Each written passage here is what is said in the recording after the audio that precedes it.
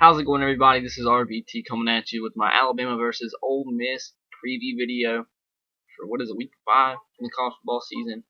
And it's not gonna be a hate week or anything like that. I just want to do that for A&M because it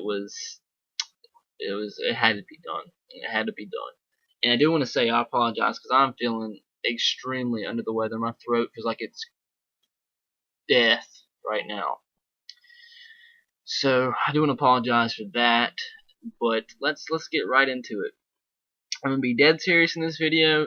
Tell you everything I think about the team and our matchup with Ole Miss and how I really feel about Ole Miss. Before I wanted to apologize, I didn't get any videos out last week with the Colorado State game because my sister got married and I just didn't have time to do it. Okay, here we go.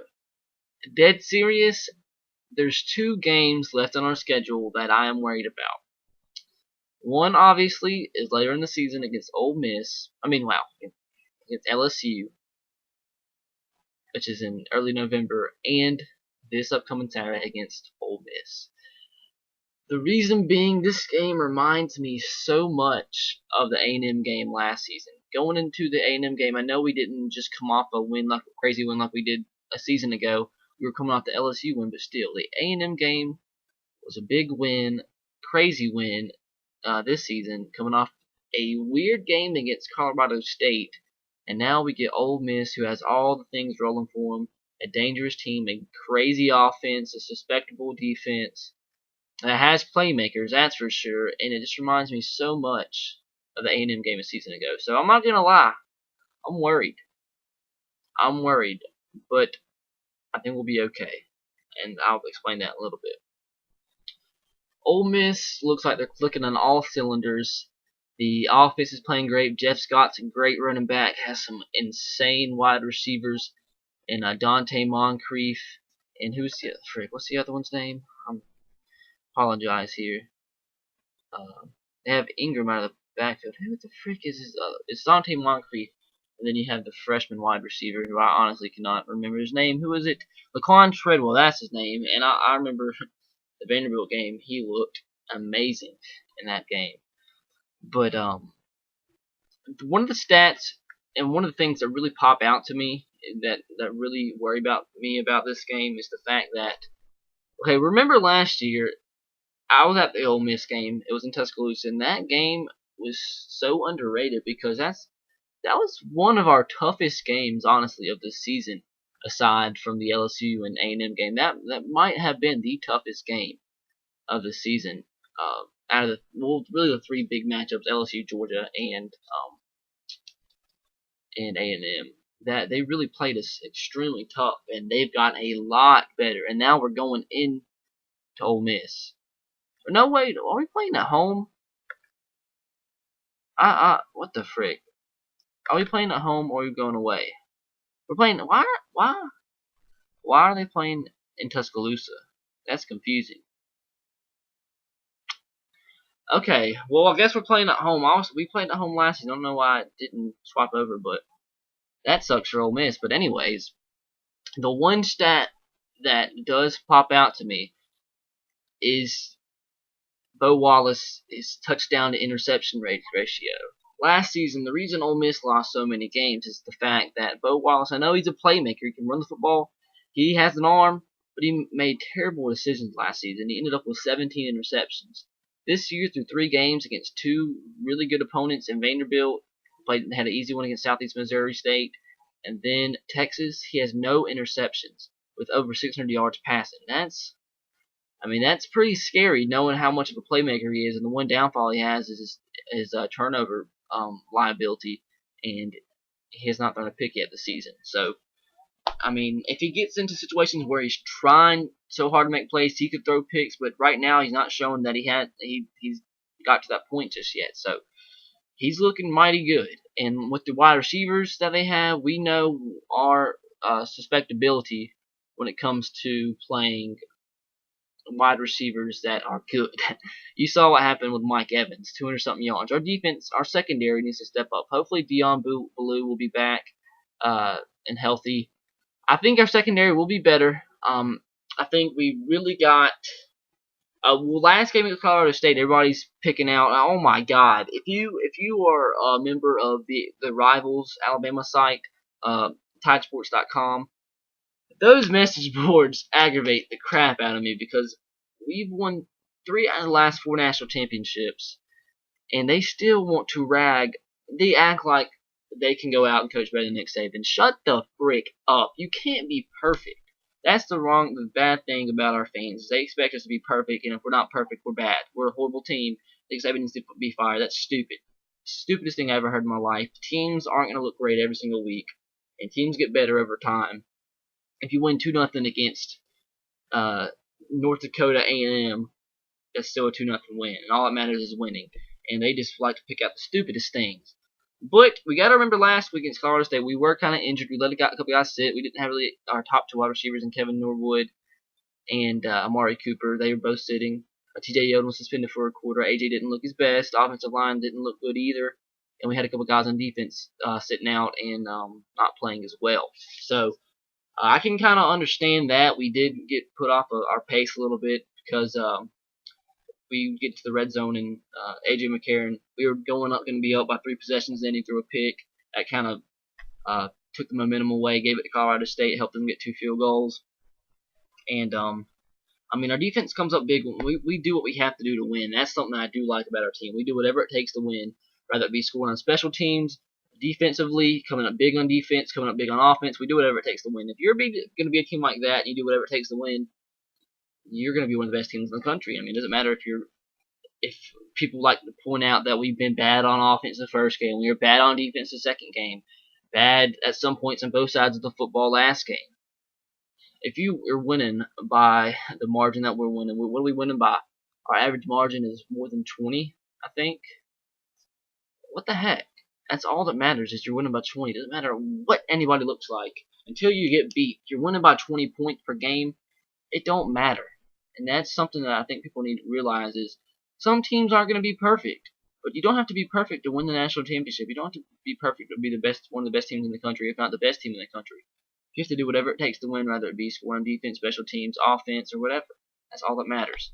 And I think that's something we're going to do this game. I think we're going to find a way to score in special teams because our special teams looks better than it has in forever.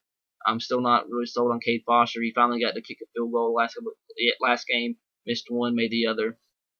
But I think we'll find a way to win. I think Ole Miss will stick around. They'll play great, and I expect them to maybe finish second or third in the West this season. I expect Bo Wallace to have a big game. I expect this to be another game where people question the Alabama's team as a whole, whether they should be the number 1 team in the country, because I think Ole Miss is going to stay in the game until maybe the 3rd or 4th quarter. They might be winning at halftime. They just have a great team, great offense, and we know what a great offense can do to our defense. Until proven wrong, I don't believe our defense is going to be shut down Ole Miss. I think they're going to have a big game. But on the other hand, like I said, we will compensate for that. I think our offense comes back, has a big game. I know I'm not really sold on Ole Miss's defense, but they do have playmakers. And if you have playmakers, I mean, it depends on how they do, but they can have a great game. And that's all that matters. I think Robert Nkemdiche could get in the backfield a couple times. I believe Denzel Nkemdiche can have a big game. The safeties, corners are good as well. The other linebackers are good. They have a good team. Ole Miss is for real, guys. They are for real. And they're probably top 5 in the SEC, definitely. Hugh Freeze has done a heck of a job. But when I look at Ole Miss, a couple things make things easier. They were almost beat by Vanderbilt week 1. You got to remember that. They gave up 35 points to Vanderbilt, and they gave up 35 points to Vanderbilt and should have lost. Who says we can't do the same thing playing in our home stadium? I mean, we're gonna be motivated. It's not like we're not gonna be motivated. We are looking. Our coaches know how big of a game this is, and know this is one of the toughest games left on our schedule. Our players are gonna be motivated. That won't be a factor. And I think we come out and have a big offensive game. And with that said, I think Ole Miss might score over 30 as well.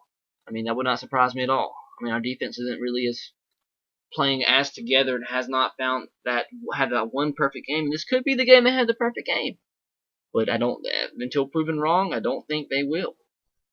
But they give 35 points to Vanderbilt. And I think it's so stupid is how we ended up beating Colorado State 31-6. And everybody points that out, and it's just because we're number 1. Everybody's trying to chomp at the bit. Everything we do wrong makes us bad, and all that kind of stuff. But all these other teams are doing the same exact thing. There's teams play close games like we did against Colorado State for the most part. Teams have to find ways to win. And you look at Ole Miss, the same exact thing happened then. They beat Southeast Missouri State 31-13. And if they're number one team in the country, I'm sure they would have some bites at that too. And then they come out next week and beat University of Texas 44-23. It doesn't matter. You're a different team every week. Sometimes you let down. Sometimes you're not. Sometimes you play perfect. Sometimes you don't play perfect. And when, in our case, we have not played a perfect game by any stretch, by any means, so far this season. And if you're playing what you consider as a fan or as a team bad football, and you win by 20 or plus, that you're a pretty gosh dang good team. When you play perfect, you need to watch out. Sorry, I just got an email. Frick. When is our homecoming game? I just got a text message asking if I wanted to call our South Alabama's game on the radio. That would be weird. To get back on that.